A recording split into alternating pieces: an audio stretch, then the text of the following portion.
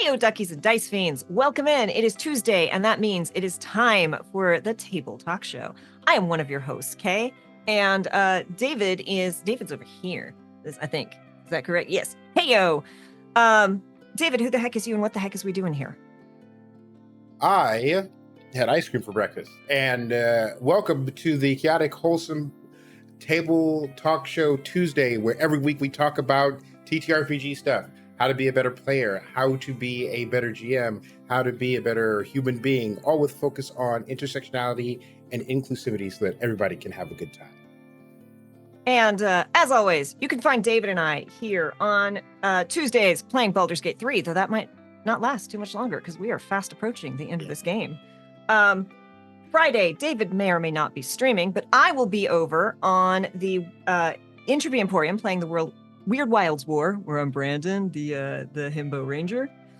And then Saturday, join us for Unlikely Heroes. It is a 4-shot 5e campaign, very Lord of the Rings inspired, run by the incredible Adam So Wizard. Y'all, you will not believe this group that we're playing.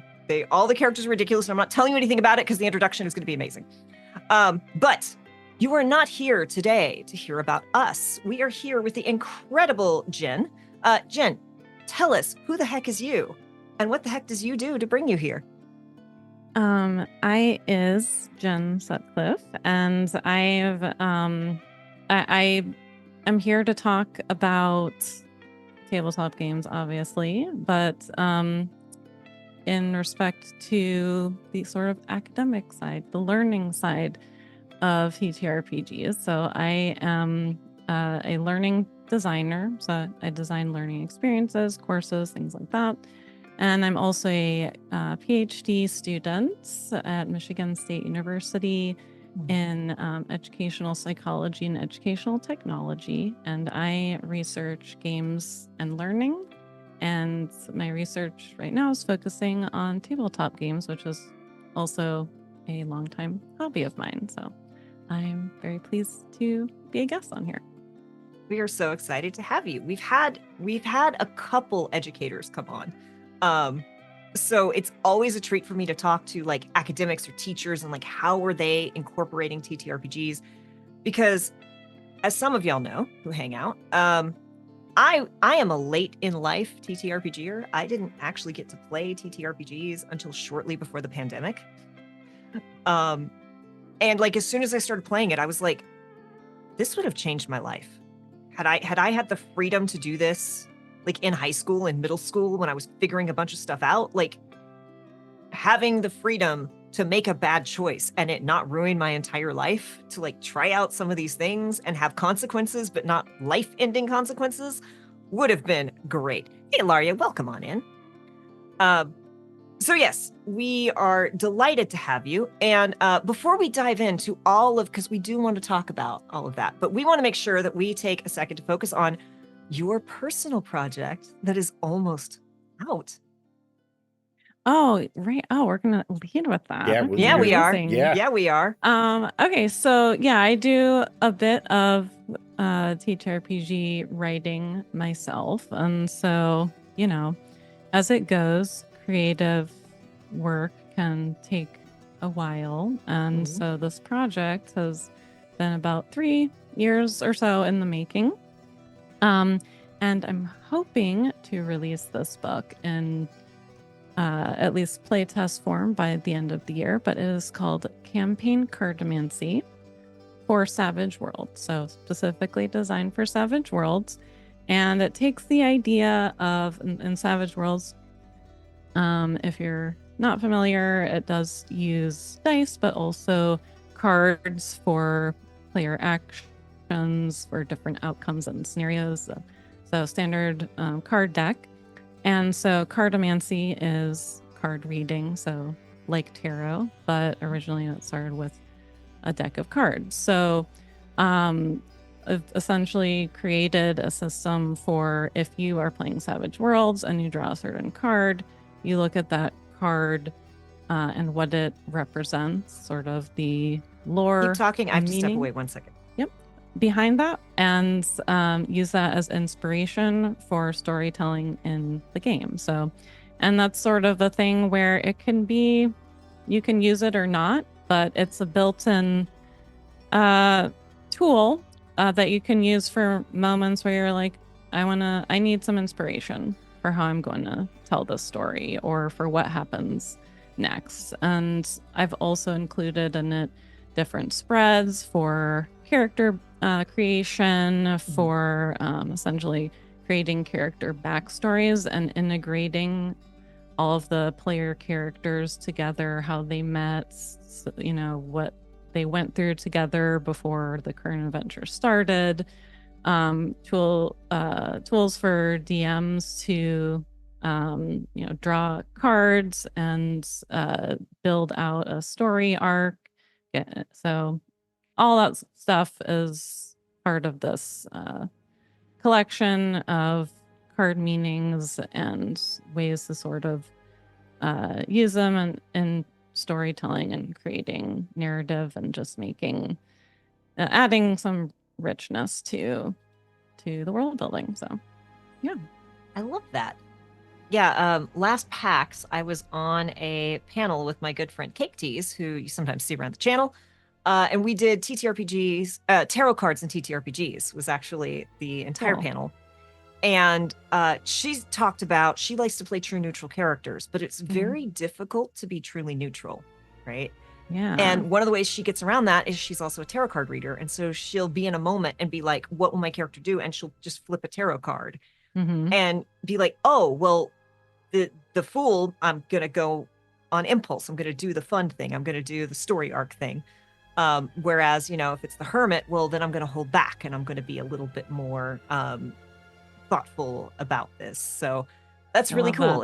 I love finding different ways to incorporate decks and tools and character building and ways to bring characters together, because all of that is just what makes and sometimes TTRPG so fun. You just like everything in most things in a game are spontaneous and unpredictable, so you don't always have something ready to say about what your character's doing or why or how they would respond to something. So this was kind of my just it's sort of inspired by writers like Stephen King who have used tarot to come, sort of, even if you don't end up using that as, what's in your story, just getting the ideas flowing. I feel like that's really like what things like tarot, cardomancy, and like divination are amazing Kay has for. a deck or two. Very nice collection. I don't have a problem.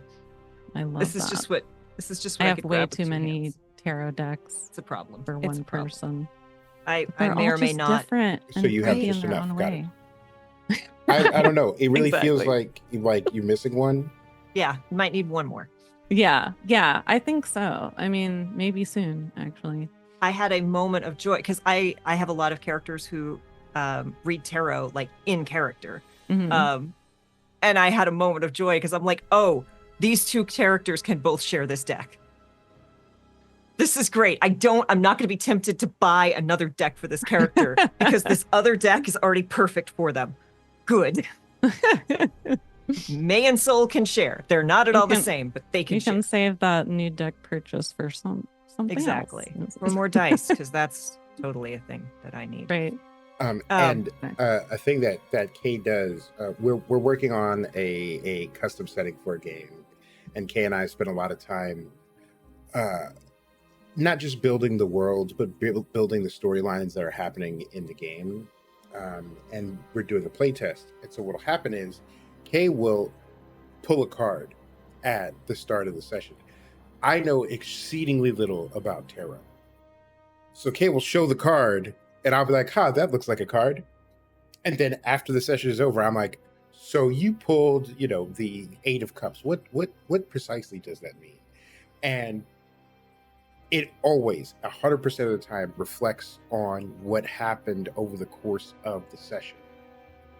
Even without me knowing anything about like what tarot is. And I always find that really, really, really fascinating. That's amazing. My GM before I play a Starfinder game called Emergency Power Podcast, and before every session, I pull a card to predict what's going to happen that session. And a couple of us know it really well, and a couple people don't know tarot at all, including Adam, the GM, is learning tarot now. But before, I'd be like, oh, and he'd be like, what does that mean? And I'd say, oh, well, this means a but. And he'd be like, and has threatened to ban my decks more than once. Got to be very clear that I'm saying decks, like decks of cards. Rex wants to know, do you have an odd or even number of tarot decks? Either way, that's an unlucky, and you need to get another one.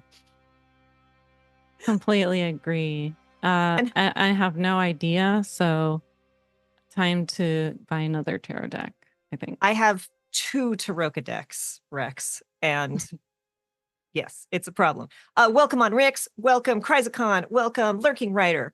We're so glad y'all are here.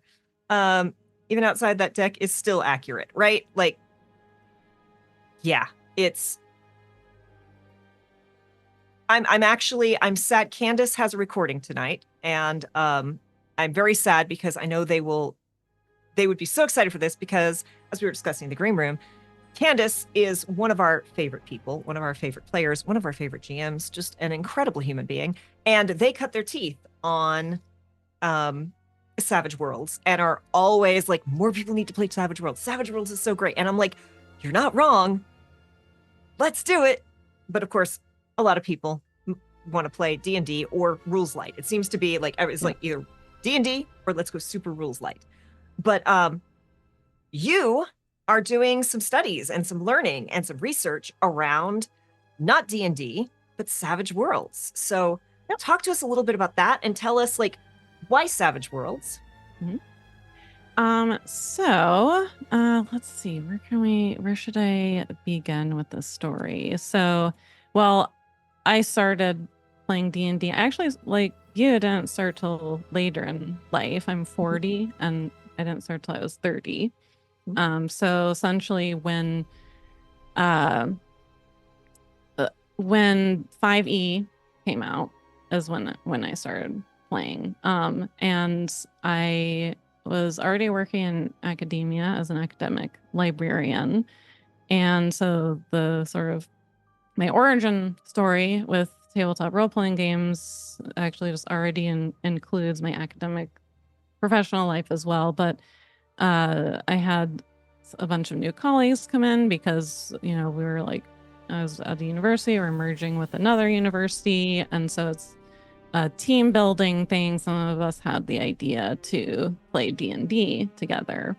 And that ended up being like a 2 or 3 year campaign. My first like real like character that I got attached to that was in this campaign. We did like a short one before, but then I changed from being a druid to a rogue, which is the best class. Yes. In my Rogues opinion. are near and dear to my heart. Yes, I was a halfling rogue named Stabitha. And still one of my favorite characters. I think we ended up calling our party Stabitha and the Amateur Strategist, because Stabitha would just kind of by default be the leader and like go out and just do something, like whether it was a good idea or not necessarily sometimes, but somehow end up being the default leader of that group. But that's how I got started playing tabletop games in general. And then I started playing Savage Worlds in like 2017, I think. And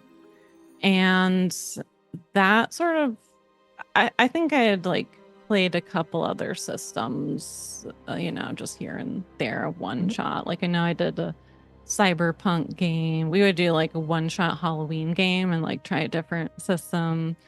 But Savage Worlds I really loved because it's very the mechanics, the way they are designed, their tagline is fast, furious, fun. And so it's meant to feel very like cinematic and empowering to characters. Like your characters are wild cards. It's something that you can do like other people in that world just like couldn't do because they're not special like you.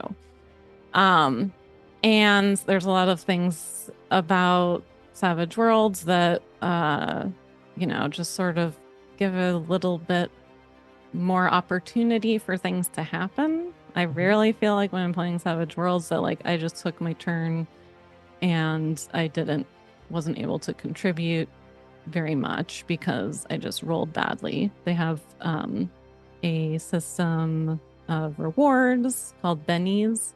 So Benny will allow you to re-roll a Benny, and you can earn bennies throughout the game. You start with a default number, but for each session, but then you can get bennies for playing true to your character, for just good role play in general, or sometimes you get bennies just for telling a good joke, whatever the GM decides deserves a benny, and you can use those for re-rolling, but then different purposes too. So like just change something maybe minor, but that'll help out the party, in the story, change how something happened, regain your power points, which are like spell slots. And I've been DMing a game for my friends for almost 3 years. Actually, on this week is our third year D&D anniversary. And these are like friends from high school, we've known each other forever and used to write fan fiction together. And now we're adults writing fan fiction together. So. Right. Essentially. I feel like there's an age group where the transition, like there's like a one-way path, like a direct line from like the message board fan fiction kind of collaborative writing directly into TTRPG. But it's a certain age demographic because that kind of collaborative writing only existed for a small window when like Live Journal was the thing. Oh, Live Journal. Oh yeah. That's a whole other episode. Right. Digging up the past over here. Oh yeah. I miss Live Journal. There's just some things that need to come back, I do feel like blogging's making a comeback, with the medium essential demise of Twitter. I think some people are turning to blogs. That's again. Slow death spiral. Oh yeah.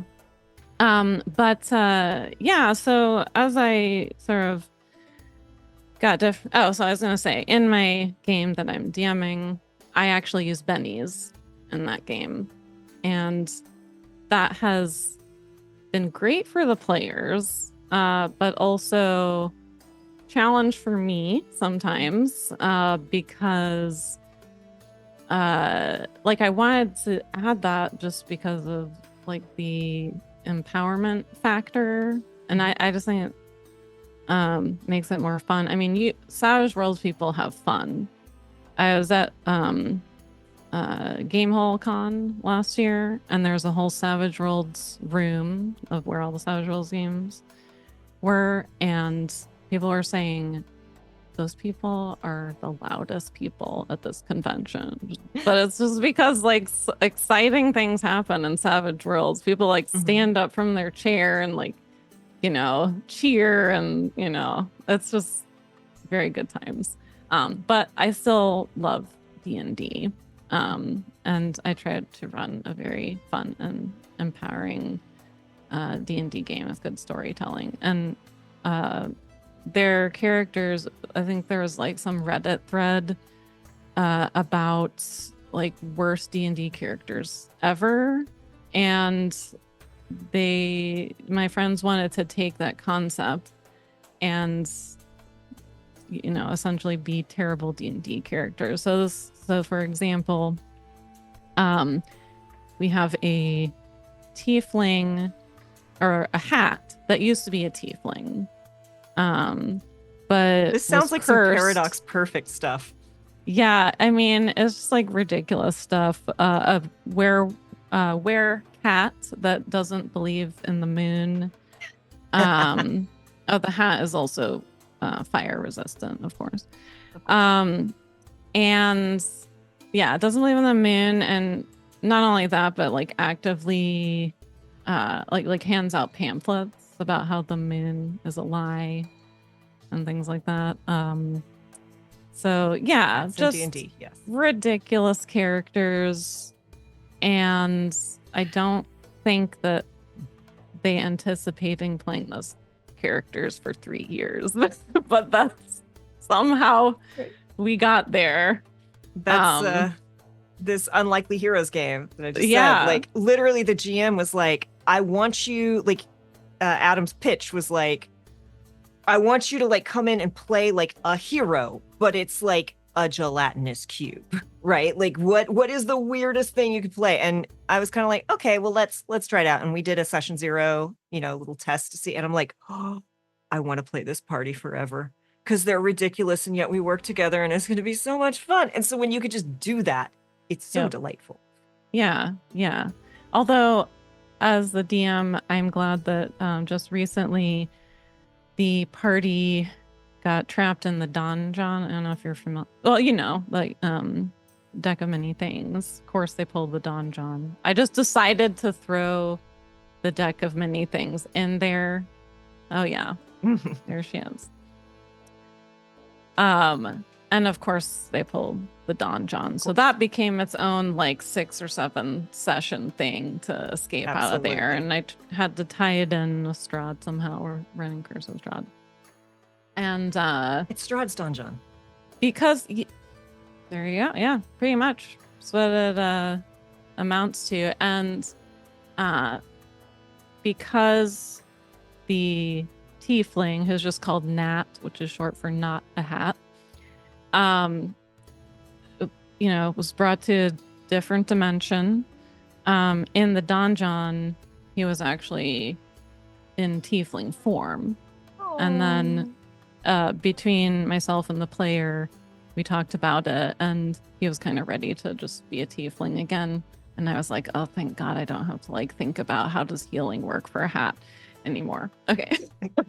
Does mending heal? Yeah, I was just about to say, I was like, can they cast mending? It's essentially mending, but then I kind of had to like sort of scale that for the different types of healing, that a humanoid character would use. So, I mean, in some ways that was figuring those sorts of things out was incredibly fun. Yeah. But 3 years in. Yes, 3 years in, and I don't blame him. It's like, yeah, let's just break him free of the curse. Extra planar travel does weird stuff to you, so why? We need DC Lucere to be here because DC Lucere is a hatamancer. Oh yeah, absolutely. So at least does sort of like the Fantasia with the brooms, but with hats. Rex says you could say he no longer felt the character.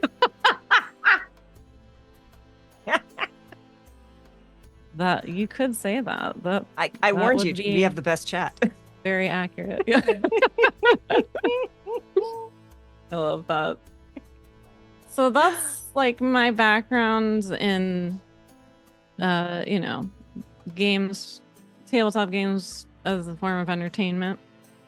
And then sort of parallel to that in my career trajectory from academic librarian to learning designer to educational researcher, I sort of explored just, I think I was working in libraries and, started playing D&D in the library where I worked.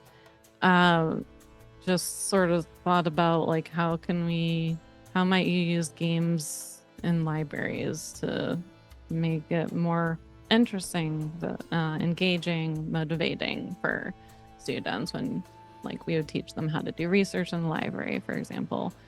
And so just sort of starting to read about that. And at this time, this is like 2015, 2016, there was not a lot of research on tabletop games and learning. Now there's a ton. Like there still can be a lot more, but there's quite a lot on,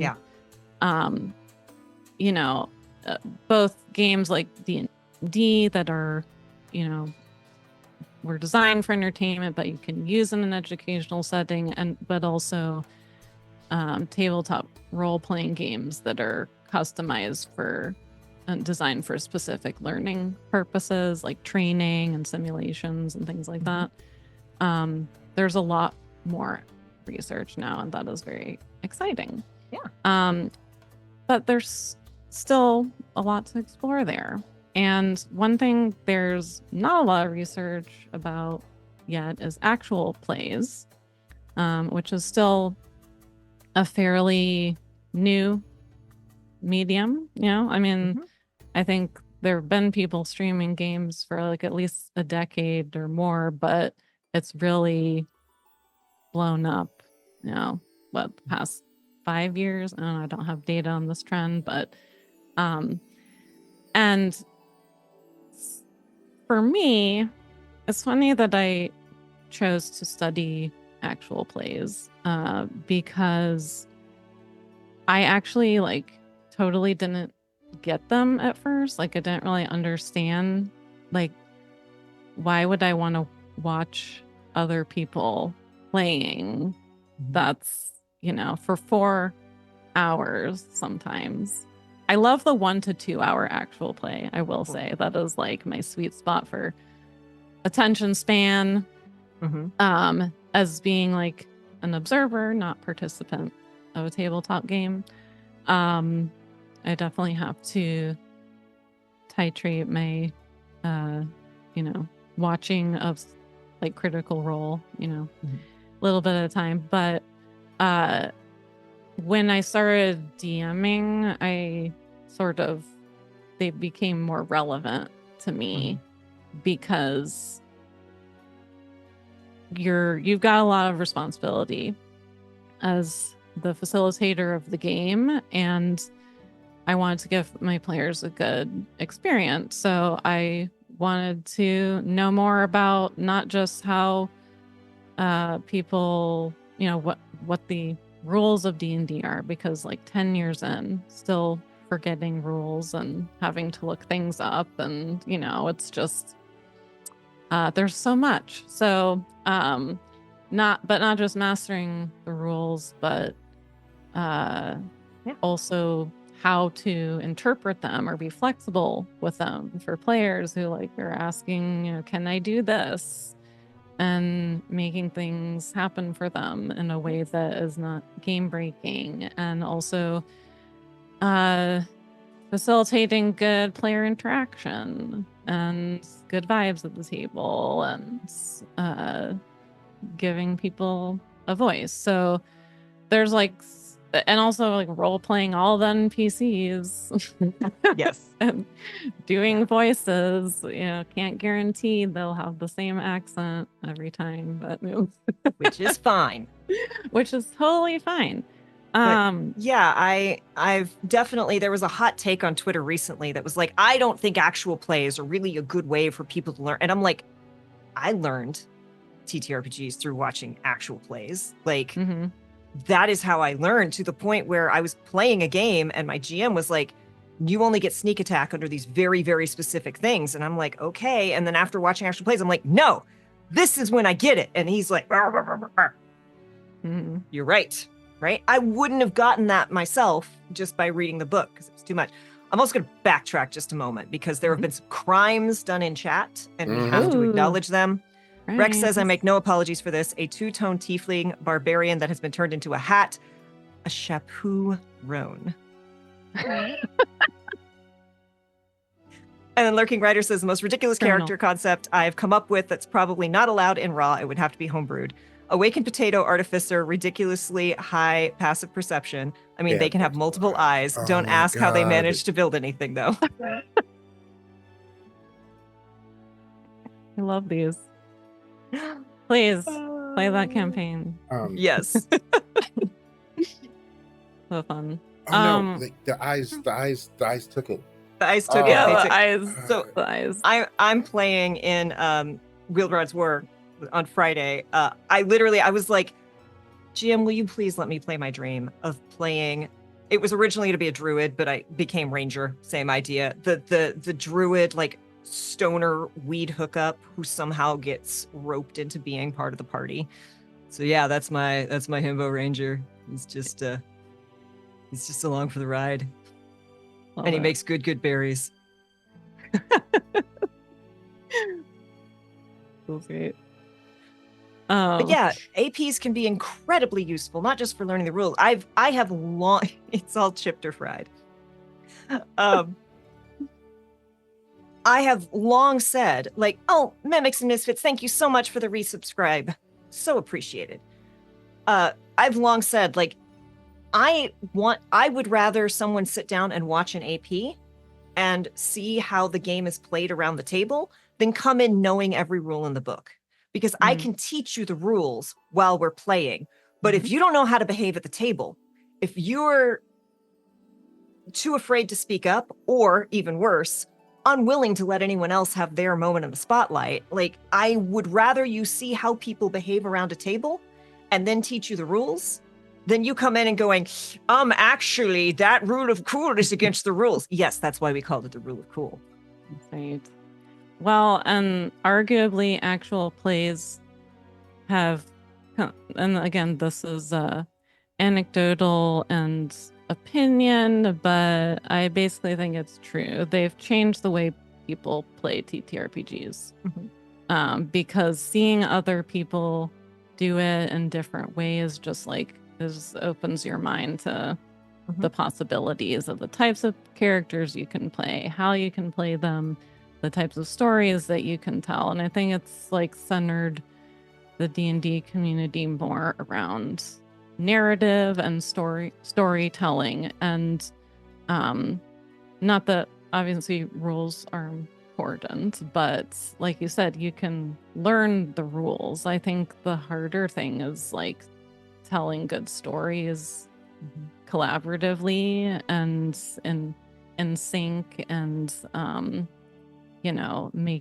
I think, yeah, like as a GM, making it fun and like as fun as possible, like really letting characters shine and have their moments and things like that. And there's an art to it, like and I don't really consider myself like much of an actor or anything, but I do think that my role playing has improved a lot by watching actual plays. So so all of that got me curious about how do people learn in actual plays, and specifically one of the theories that that's sort of guiding this research and I'm most interested in academically is social learning theory.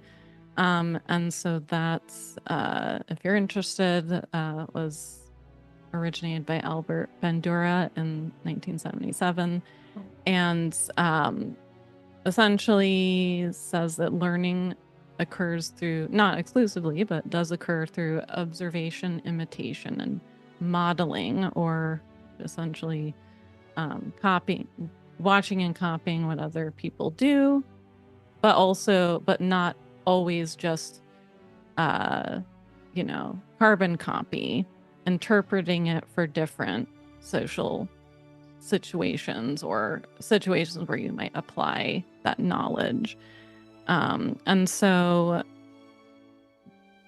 when I was thinking about, because I knew I was like, okay, I want to do research in TTRPGs, and games like D&D, Savage Worlds, there's already built in explanation of the rules, modeling of behavior, and role play, but also modeling of how to use the rules. It's sort of like already a microcosm for social learning, because you might have players at the table who have different levels of experience or knowledge, and part of being at the table is, it's supposed to be a collaborative game, and So people will learn from more experienced players, or even just learn, even if they're experienced, they may not have played a certain type of character, or seen every, situations come up where you're like, I've never had to make a ruling on this. And so what does happen you when you learn put a from bag of each holding other. inside a bag of holding? Yeah, right. I definitely sat down locked in about that. Ooh. Yeah. Oh, because I knew my players would be like, huh? Immediately. Yep. Well, I should add too on that note that the tiefling hat was also our bag of holding. That was amazing. But yeah, Lurking Writer says there's so many different methods of learning, and people won't necessarily learn best via the same method. That's absolutely true. We actually had an incredible guest who ran a TTRPG camp for children, and they would go in and they would make a box fort to play in. So their first day was making the fort, and then they would get their minis, and it's very, very cute. But she had a really cool, because they were kids, and a lot of it was learning social interactions. So she's like, we have a rewind tool that you can use at any point. So you could say like, oh, I didn't realize that would hurt her feelings. I want to rewind that and change that. And I was like, that is such a cool tool for children. Yeah, absolutely. Or anyone trying to learn empathy or social interaction. Because let's be fair, there's definitely been some moments where I'm like, even as an adult, I could learn a lot more about how to handle this situation. Oh, yeah. You I can still don't know what to always say at learn more about anything. I also don't know what to say at a wedding. Yeah, that's a tough one. There should be a role-playing game for that, honestly. But yeah, so that's sort of the guiding concept behind my research idea. And so sort of that like built-in, as you're doing things in a TTRPG, you're explaining what you're doing. So it's got that, like, we call it scaffolding, like I'm going through the steps of what I'm doing. And you're talking about, in some cases it's you're role playing, you're improving, but you're also like including that, like, how do the rules govern what I'm doing here. And then actual plays are, other people can watch those and observe, and probably a lot of people do not watch actual plays primarily for learning, but that's kind of what's social learning and other forms of informal learning are. It's like it's just kind of incidental a lot of the time and unstructured, and you pick up what you pick up from that experience. And so it creates this sort of like microcosm for exploring, like, how do people learn socially by watching others do this thing that is actually like fairly complex and involves a lot of different skills.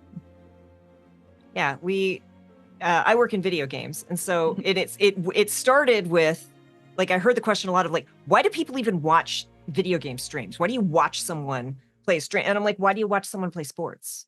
Right? Because I can't perform at that level, or maybe I just appreciate because it's fun, because it's entertaining. And then then video game streams became accepted, and people are like, well, why do people watch people play TTRPGs? And it's like, because I can't play with Brennan Lee Mulligan, but I still want to enjoy the stories of Brennan Lee Mulligan. That's right. That's great. I get entertained, and I get ideas. I get inspiration. David, you looked at you have the thing. Did it come back? There are two things that APs taught me. One is that it taught me what I didn't like about certain styles of playing tabletop, because there is a subsection of people where they're like, I want to roll dice and bonk things. And I don't like running tables like that. And so APs showed me that, at least in a public performative space, most games aren't like that. And so running into that a lot in like a very small sphere is like, okay, this is an isolated thing. There are other avenues I can explore that are widely accepted. And the second thing is it allows me to experience different systems that I don't necessarily have the time or resources to do. Like, I'm very fortunate. At any point in time, I can say, hey, I want to run a game, and then I've got 5 people who want to play with me. The problem is, between Kay and my schedule, there's a solid 15 minutes at 3 o'clock in the morning on a Wednesday that is available. And so I like, despite my desire, like, I don't necessarily have the free time to do that. And it makes me think of all the people, including some of the people I know who want to play the games, or are curious about it and want to learn more. Mimics Misfits says, listen, I have Wednesdays off. Let's do it.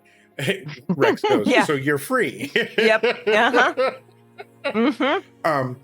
But like, I remember how isolated I felt from not just TTRPGs, but all the other different types of gaming that was happening. So like Magic the Gathering and Warhammer and like all these other tabletop things, because I was both far away from where those things were happening, relatively far away. Like in Los Angeles, it's 3 miles from where I was, my childhood home, to a game store, but also in LA, that could be 45 minutes to an hour, depending on the time of day. And I also, because I'm Black, felt there was this barrier that I felt when I walked into those stores, where it's like everybody looks at me and is like, "Why are you here?" And I was like, "You know what? You're right. I shouldn't be here." There's some bars I walked into that are in the same way. But there are also people in, like, Nebraska who live 3 miles or 30 miles away from a grocery store, let alone a game store. And there's this isolation that you can mitigate or even bridge by being able to sit and watch these games. Just like with video games and Twitch, circling back to what Kay said of, why would you pay to, well, one, there are people who aren't good at certain types of games who still want to experience the story.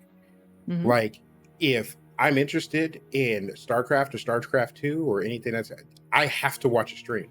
I can't sit and play those games with any sort of competence. I took a week off of work to go watch go to my friend's house, sleep on his couch, and watch him play God of War. Because I'm like, I'm not playing this game, but I know this is going to be a good story. And I know someone who watched over 100 hours of someone's stream playing Hades because they just didn't have the mechanical skill to go through that game. And then in addition to that, games are expensive. Like I'm very fortunate that I'm still able to play a bunch of different types of games, but not everybody has it like I do. And like, if you're in Brazil or Australia, where the games are even more expensive and the exchange rate is even worse, a lot of times the only way you can experience these games is by sitting and watching someone else play them. So there are a lot of advantages, because again, like, Kay and I are very lucky in that we have access to tons and tons of systems. And, when we're not working on things, both Kay and I will go into the Rolodex of games we have available to us and flip through and check them out and be like, oh, this is cool. But not everybody has 30 tabletop games, available to them, like PDFs and books, just like laying around. Some people look at the price of the PHP and they're like, well, I'll get that maybe next month. So, it's definitely a way to get into it. Yeah, it's made it much more accessible for everyone, I think. Absolutely. And also you're able to, like I said, not just see different styles of play, different table dynamics, but also see different people represented in the gaming community. Like, it's given, like, I mean, like, literal faces to the games that we never used to see.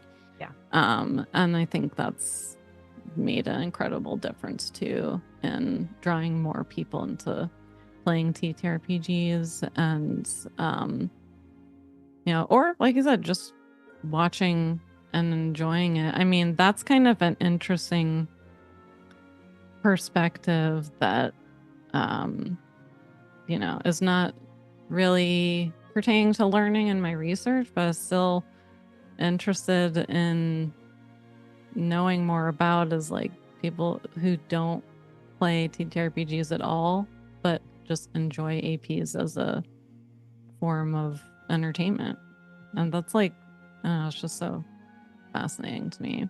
It's like watching Matt Mercer for some people is like, watching an NBA game or something. Yeah, one of Cake T's doesn't play, like, would like to play more TTRPGs, but time. And it's like, and half the time, like, she does listen to a bunch of APs, but then also she's just like, just tell me what happened in your game. What's happening in Emergency Power? What is Soul up to? Just, I don't even have time to listen to the episode. Just give me the Cliffs Notes. I want to know the story.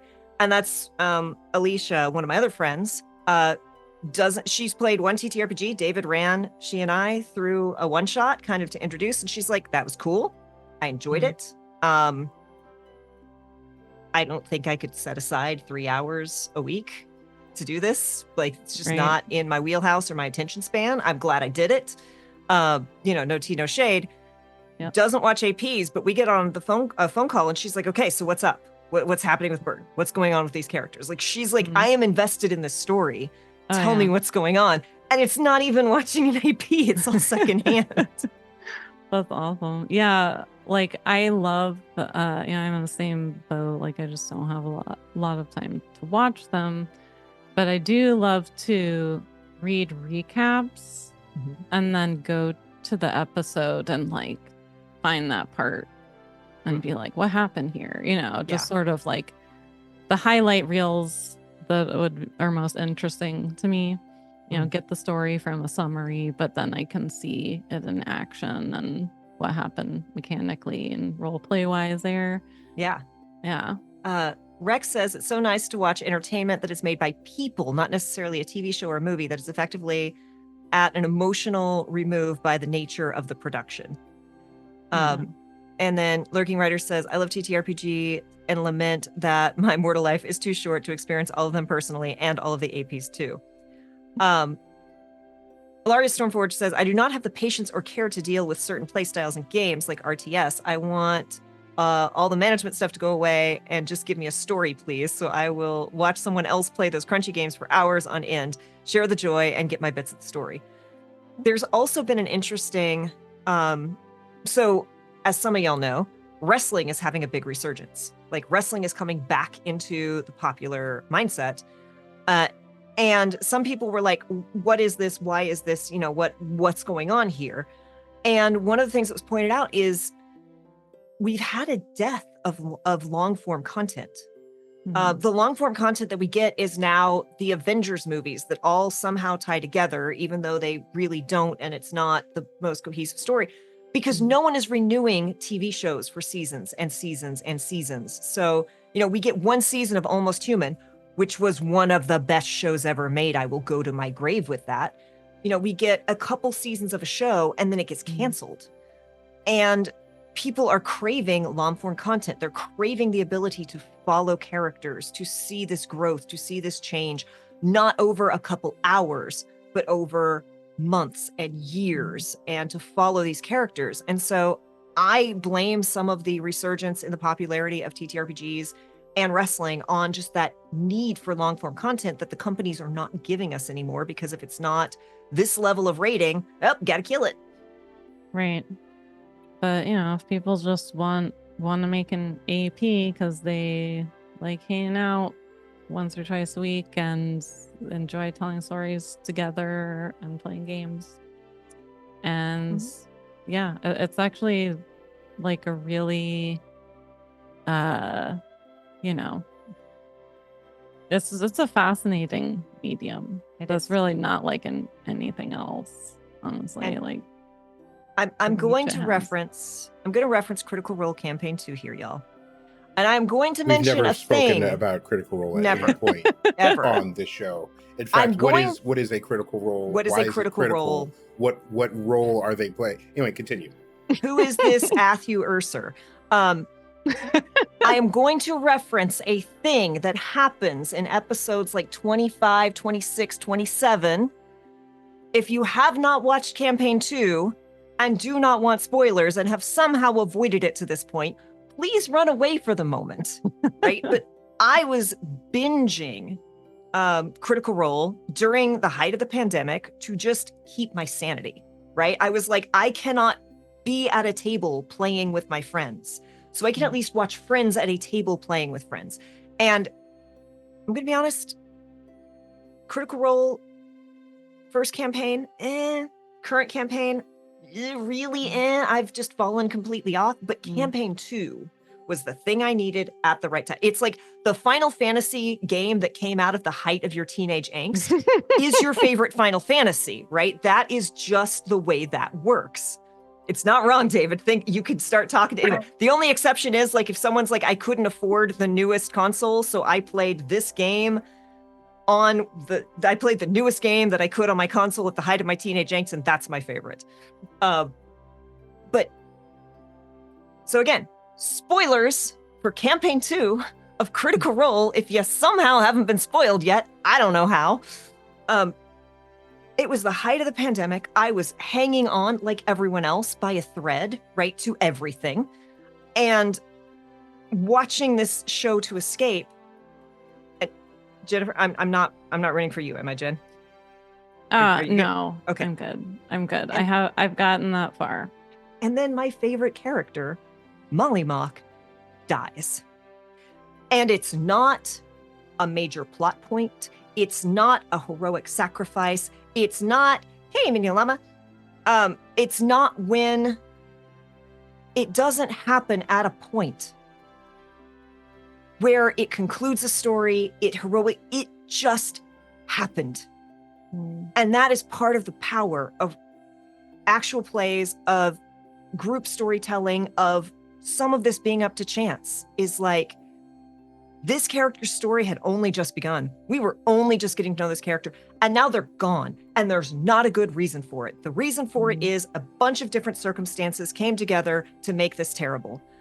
Yep. And in the most messed up way, that was exactly what I needed in my life to like deal with what was happening with the world around me. It was like, okay, I am doing this to escape, but also now I just have to go, like, sometimes life is random and hard, and there's not a reason for it, and we just have to deal with that. Yep. And so when we talk about learning through TTRPGs, like, there are so many different ways to learn. And that story has, like, that moment has stuck with me, because, and I was watching it after, so I was binging these. It was one after the other. I was messed up for a month. A month later, I was still crying about the death of a fictional character. And I'm not talking, I could watch one episode a week. I powered through all those episodes and was still crying a month later. And it was like, no, this is what I need. This is me learning, like, how to deal with the world, the state the world is in, without dealing with the world itself in a very weird way. And it was so powerful. That's awesome. Yeah, that's emotional learning, like social emotional learning how to handle your feelings and events that are out of your control. I think that's one of the most important life skills you could possibly acquire. And how cool that you can get that from stories, right? And And I learning think, that failure doesn't mean the end. That's right. Yes. Yeah, and there's something, I think, in something like an actual play where people are creating the story together. Now, of course, if they're allowing for character deaths in their game, then the rules will sometimes just dictate if someone lives or dies. It's not, it's not like there's people in the writer's room deciding how they're going to write this character off. Like, it just happens. Like, things just happen in life. And I surmise that's what made it feel like more real or closer to a real life experience, even if it was vicarious, as we say, vicarious learning. That's part of that's part of what we're talking about. Totally relevant to vicarious learning, social learning, observational learning,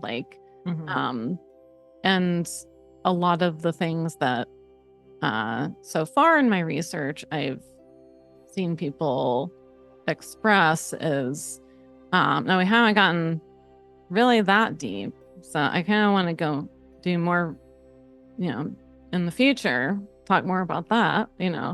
That's really interesting perspective on what do you learn about life from watching actual plays, and what skills that are sort of those I don't know if it's skill, but also wisdom, soothsaying stuff, that you don't always get in the classroom, right? So, and that's why I wanted to ask people in the interviews, because this was qualitative studies, so I did interviews.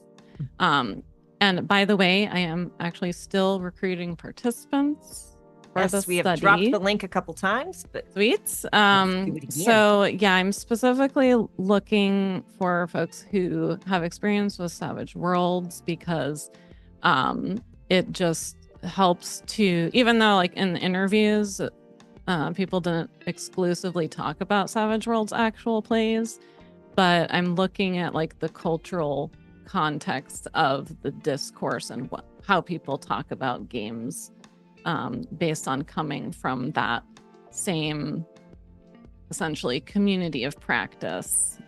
So using a lot of the same language, everyone did talk about Savage Worlds actual plays some, and I think too different games, I mentioned, the style of Savage Worlds that brings in a different perspective than someone who's only played D&D. Not that that is bad, but it's just different perspective. Give me just a moment. Calamity, thank you so much for the raid and for bringing over your community. Raid from the Crypt.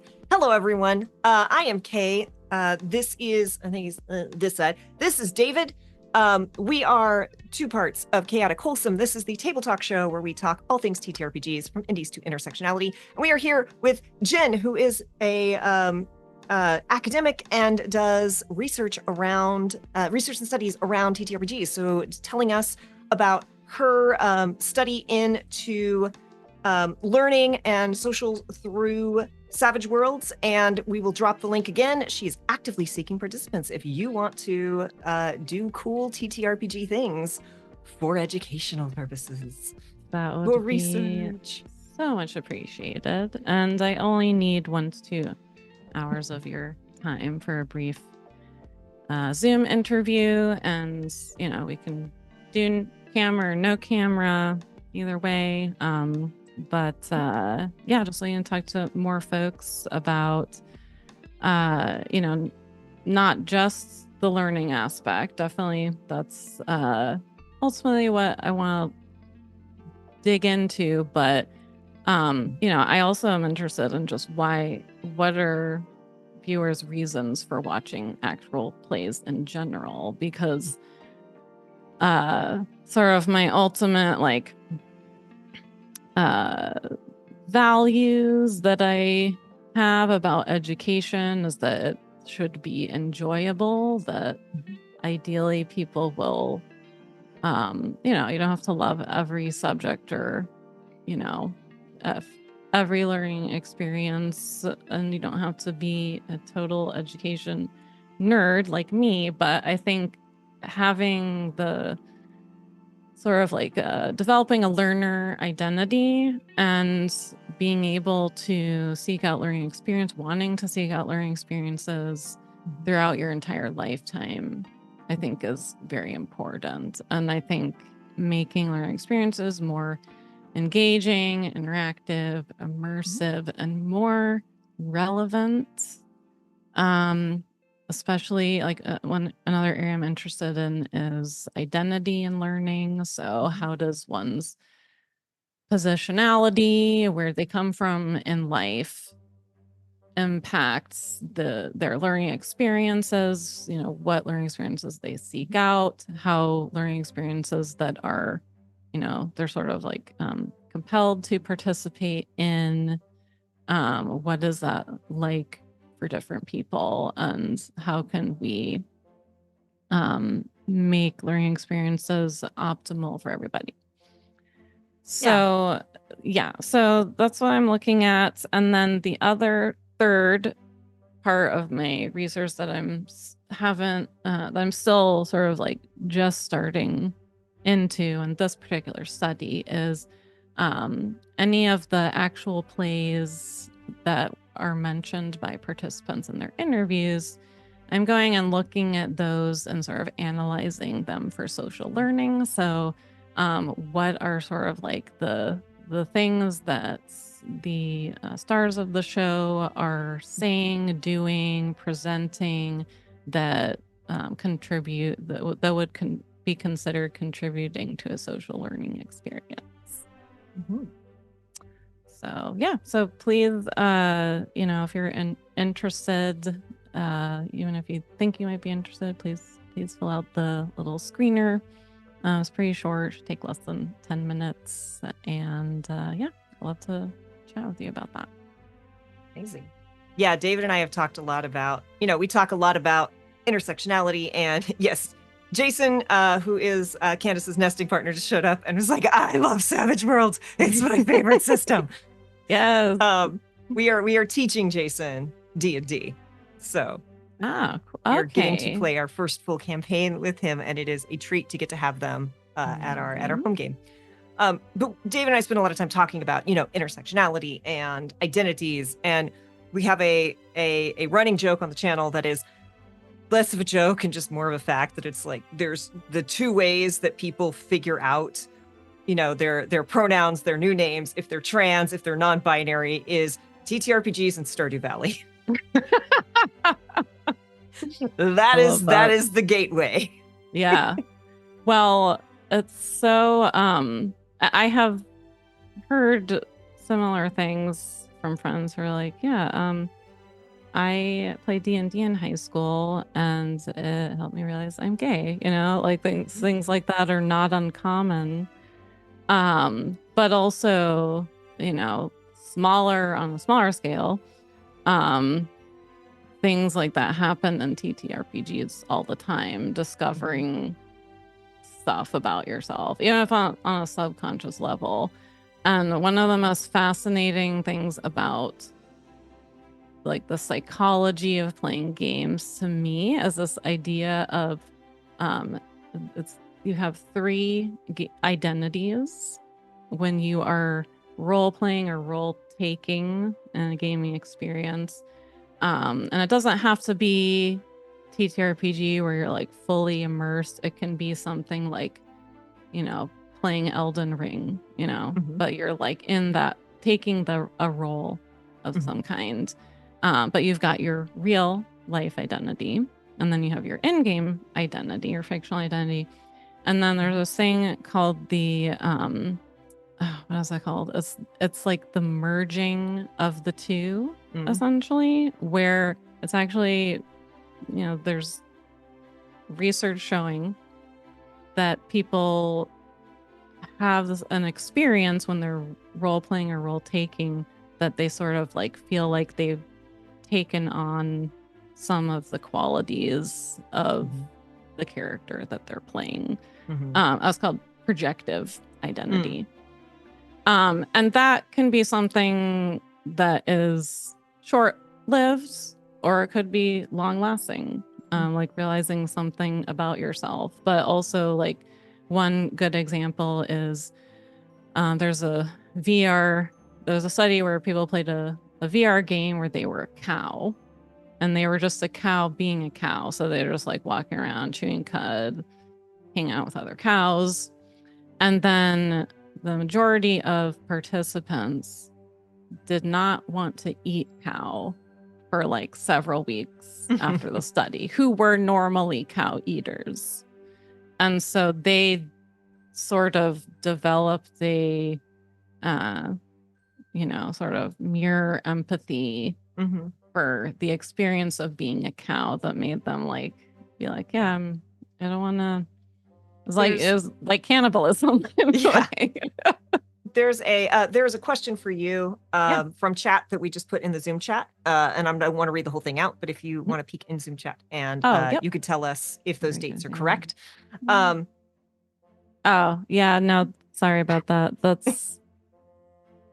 That was like real idealism there when I thought I would be done, wrapped up the interviews at that point. But I was actually working ahead, so I'm still on track to finish on time because it was something I have to do. It's like basically like pre-work for my dissertation, so like a little shorter project that will develop into my big longer project. So yeah, no, that's just whenever you're available in the next few months. Perfect. So good question. So yeah, there's a lot of discourse, and I'm going to approach this carefully, because there are definitely bad versions of this, but there's a lot of discourse in the community about bleed, and a lot of people like bleed is a very bad thing. Bleed is, and I'm like, I kind of live for a certain amount of bleed. Like if something happens to my character and I don't feel it, I don't feel like I really committed to the game. Now, if something happens and I cry, if something bad happens to my character and I end up crying, like if my character dies and I don't cry, I wasn't playing that game right, in my opinion, right? But I also have to be aware that, hey, this person's character was a jerk to my character. And if I think now that person's a jerk, even though I know they're not, that is an unhealthy bleed. But and again, I came up from, I wasn't a theater kid because I wasn't allowed to be a theater kid because the theater teacher hated me.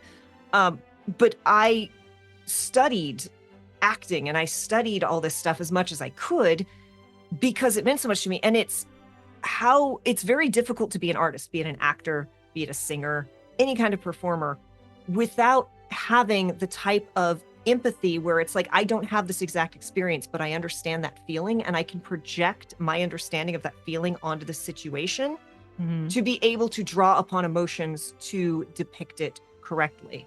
Yep. And I feel like there is a healthy version of bleed that a lot of people should do that more, just to get in touch with their feels. Yeah. Because there's a lot of, let's be honest, guys, men who just really should feel something more than they do. Well, and I think, and in a game, like whether you're watching an actual play or it's your own character, there's something about it that I'd like to capture more concretely, so we can infuse it into other learning experiences, but like that just feels so like real and relevant because it's happening to you in a way, even though it's your character, right? And I think that relevance and like, what does this have to do with me and my life is something that many kids in school question or are not getting enough of to motivate them. And so I think that even though it's like artificial in a way, it's like also still real. And so that's why it's like projective, right? Like you're experiencing it like almost like secondhand through character, but also firsthand because you are being the character. So it's just such a like interesting a perspective on that I think isn't talked about enough is what is real versus what isn't is part of what is real is what we agree upon. Yes. Because like justice, mercy are human contrivances. Like without humans, those things don't exist. So like, are they real? Of course they're real because we decide they are real. And like, we talk a lot about like the parasocial effect. And very famously, a lot of soap opera stars that have played villains on soap operas have had to get security details because 65-year-old women come up to them with canes and they're like, what you did to her was unforgivable, and then try to hit them with the cane. It's like, and so on the one hand, you could be like, man, maybe they should, but on the other hand, it's a testament to both how good the writing is and how good the performance is when someone is so energized and incensed by your performance that they will come seek you out. It's the same thing with the kid who played the little asshole in Game of Thrones. Oh yeah, Joffrey. Oh yep. He had to quit acting. He's like, I'm done. Right. David, who he was too good. Tiny Tina's voice actress. Oh, Ashley Burke. Ashley Burke. I was like Ashley, and I couldn't get past Johnson because Ashley Johnson. a lot of the Critical Role fandom blames Ashley Burke for the death of Molly Mock. I already spoiler alert at this, and like Birch, yeah, not Burke.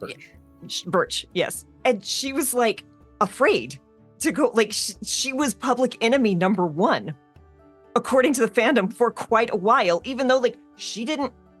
Decisions she made resulted in her character made resulted in this, right? But it wasn't like they went out and stabbed Molly.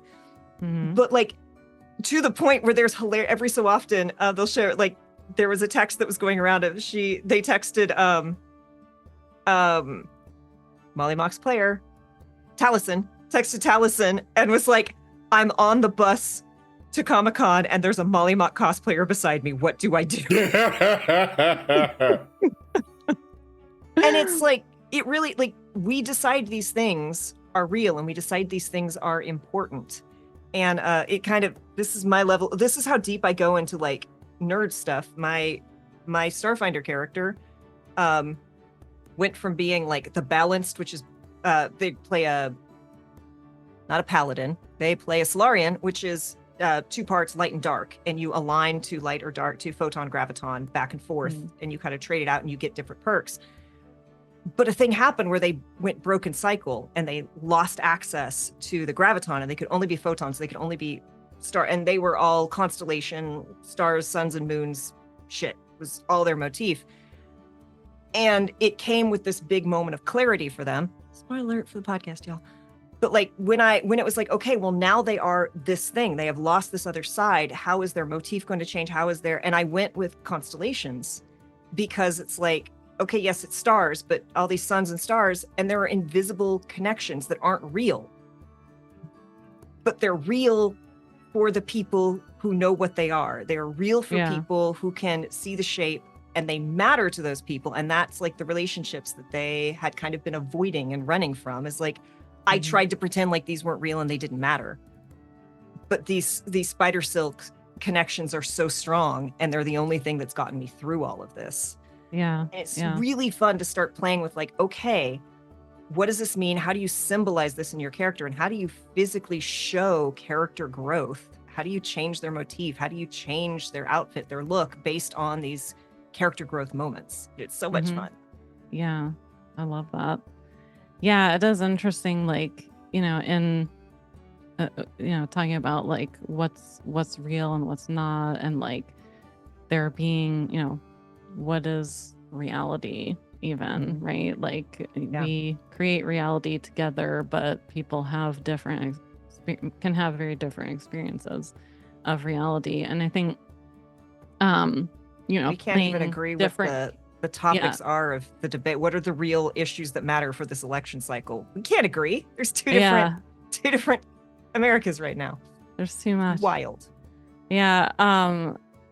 But yeah, like, I think playing these games, like kids should just be introduced to TTRPGs as young as possible age, because and the appropriate, game for their age. Because don't run the Call of Cthulhu perspective games, you have your- taking aspect of it is like just really, I think, for me, even though I was 30 when I started playing, and even though it's like fictional characters, it just changes something in your brain. Being someone else that for me has carried over into real life. Just openness, I think. It builds openness. It's like they've made connections and research between people's like psychedelic experiences. I just went to the Serious Games conference in Toronto last month, and there's a presentation on this topic about sort of like the story arc of a psychedelic experience. Like if you take LSD or if you take mushrooms, you go on this journey, and it's that narrative and the sort of experience of being yourself, but being also just kind of being someone else, because you're like, not, you're in a different space of your mind.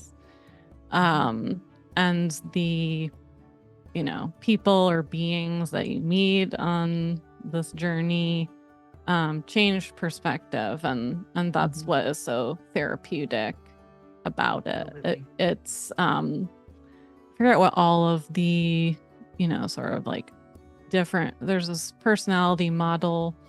It includes things like the different aspects of personality. One is like extroversion, but I forget what all the others are, but the main one that is most malleable is openness to having different experiences, understanding other people's experiences. And I think the storytelling aspects of TTRPGs can be really strong for that.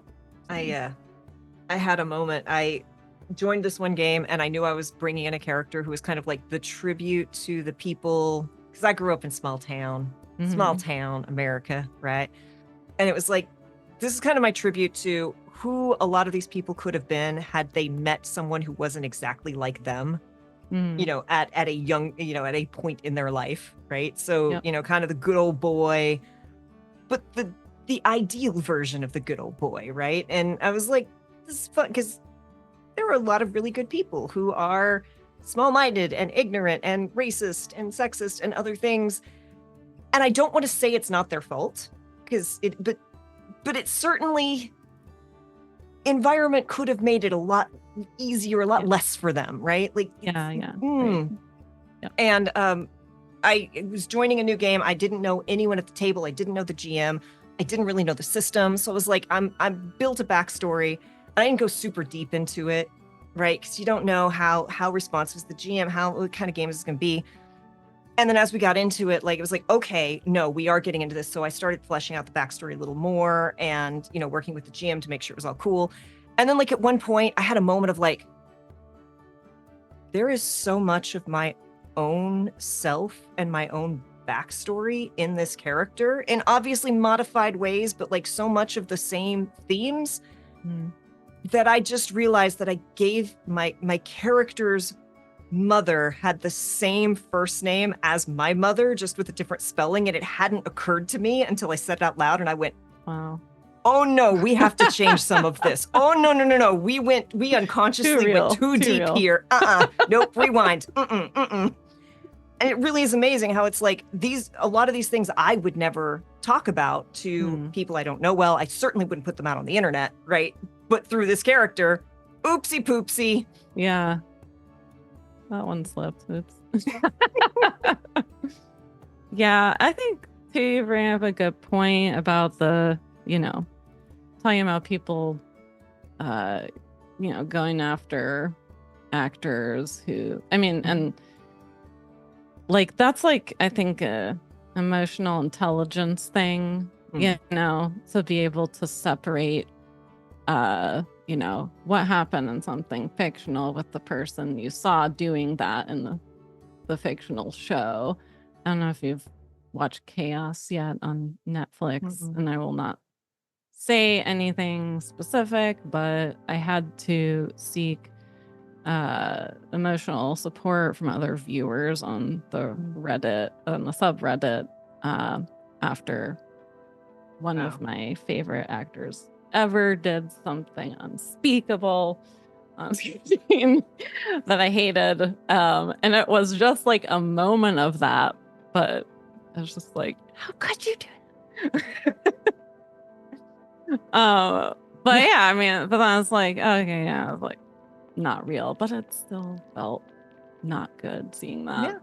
And there's some things that you can't just learn from playing a game or watching a game. Like you have to, like, I think you know, a lot of APs, many APs model good table behavior, some better than others, some more inclusive tables than others, but you can watch that and kind of try and model that, but having like a cognitive and contextual understanding of how to process emotions at the table, how, you know, some of that is learn their experience, but also, you know, sort of like, you know, reading, intellectual discussion, and absorbing material that sort of explains these things. I mean, I'm biased because I love psychology, but just you to be able to understand on an intellectual level what is happening inside your own brain. I think that is not necessarily going to be learned at the table, but so I think, you know, and that's the same for like a classroom. If you're using a TTRPG or narrative or AP model of some kind to teach material in your course, you're also going to have things that they're reading and watching and discussing outside of that. So, and I think that's to your point too, where it's like you can learn a game from watching an AP. I think you talked about this in the beginning, Kay, but like it's still, you're still going to need some rules explanation. You're still going to need to read the rules. Maybe not the whole player's handbook, but you're still going to need to look it up and be like, how does this work? You know, even Matt Mercer has to look up the rules on occasion. Right. Yeah. Which is so like just. And to piggyback onto, because this is important and we're going to say it every chance we get because it is very important. There are things that you cannot learn through TTRPGs, and playing a minority does not replace having lived experiences as a minority, having a table of all men, but some of them are playing women, having an all-white table, but some of them are playing people of color, is not the same as having that there. And I have had some very profound experiences in TTRPGs, largely through David, who has been kind enough to educate me in character, where I'm like, oh, this is that light bulb moment of how people are often treated that I, as a white person, don't get to experience, right? And that was through fantasy. That does not replace a true lived experience. I still am white at the end of the day. Absolutely. I will never not be white. Yep. Playing an orc does not give me the experience of being a person of color or any kind of minority. So we're going to shout that out, because yes, it can be a great tool for understanding. It can be a great tool for empathy. It doesn't replace the actual lived experience. It does not make you an expert. Absolutely not. And that's the thing. It's the role-playing different characters can build the skill or the mental capacity for openness but it's not actual experience. Great. And we are nearing the end of our time together. So thank you all so much. Lurking Writer says, learn from the mistakes of others. You can't possibly live long enough to make them all yourself, after all. And Rex says, Jeremy Crawford, who wrote the rules, checks the books when they have a question. So I feel no shame on checking the rules when I need to. So yes, in real life and in TTRPGs, check the rules occasionally. Look stuff up. Learn a thing, open a book. It's good for you. Chat, if you have any final questions for Jenn, now is the time to shout it out. Jenn, do you have any final thoughts or things you would like to share as we wrap up for the evening? I just want to say, keep learning, keep exploring what is interesting to you. And, the great thing about when you reach adulthood is that you can decide what that is. And I just happen to be a huge learning nerd and might just be in school forever. But really, where my interests are gravitating is actually more informal learning, just learning in the wild. And I think so much of that happens all the time. So just keep exploring, keep adventuring in real life and at the table. Yes, I did not get along with the educational system in any level. I hate structured learning, but that's because I'm an autodidact, and only other autodidacts know that word because we teach it to ourselves. And I love learning. I just hate being told you have to go learn this thing, and it's a problem. But fortunately, we live in the era of the internet, so I can learn a lot. Rex says, thank you for coming on the show. It has been great to hear what you are up to. And Lurking Writer says, thank you for sharing your knowledge with us, Jenn. Best of luck with the study. As I said earlier, I look forward to learning what comes out of that. And earlier, Jason said, I just saw who you had on. Jenn is awesome. So thank you again for sharing your time with us. I believe David is going to drop the links into chat one more time for how you can check out his projects and be part of the research study and all sorts of awesome stuff. Thank you again for sharing. Thank you, as always, chat, for hanging out. You make this wonderful experience every time. We adore you. And the pun crimes tonight were wonderful and terrible, and I appreciate them so very much. David, who the heck is you? And what the heck is we doing here? I was supposed to come up with something witty to say, but didn't. But I'm David, and this is the Chaotic Wholesome Tuesday Table Talk Show, where every week we talk about TTRPG stuff, how to be a better player, how to be a better GM, how to be a better person, often featuring awesome people doing awesome things, all with a focus on intersectionality and inclusivity so that everybody can have a good time. Lurking Writer with the callback. We mashed it today. So proud of you, Lurking Writer. And yes, I am Kay. I'm the other half of Cataclysm Presents. Find us not Tuesday. Today is Tuesday, and we do this here every Tuesday. And next week, who do we have next week? We have a guest next week. Who do we have next week? Next week, we are here with Hector. I am very excited for Hector to come and talk about this project. Hookup from Candace the Magnificent. Very excited. Find us Thursday playing Baldur's Gate 3. We maybe have 2 more streams of that, and then that's over. Friday, I'm over on Entropy Emporium playing the Weird Wilds War. And then Saturday, we're here doing Unlikely Heroes from 2 to 5. You will not want to miss this party. They are chaotic and wonderful and meshy in the best way. There's a ton of other stuff I'm doing, but I can't talk about them yet because they're not out, and that sucks. But when David says I'm really busy, trust me, I'm really busy, and all this stuff's I'm sure going to hit at once, and it's going to be terrible and wonderful. Thank you all. We hope to see you Thursday, if not Thursday, Friday, if not Friday, Saturday, and if not Saturday, back here next week. Nah, you're going to be here Saturday. Every last one of you going to be here Saturday. Or else David's going to have words with you. Right. Thank you all so much. Who are we rating, David? We are rating Sweet Rosie B. My dear friend Sweet Rosie B is streaming Dungeons & Dragons. We're going to go see them. And thank you all. Be kind to yourself, be excellent to others, and we will see you next time.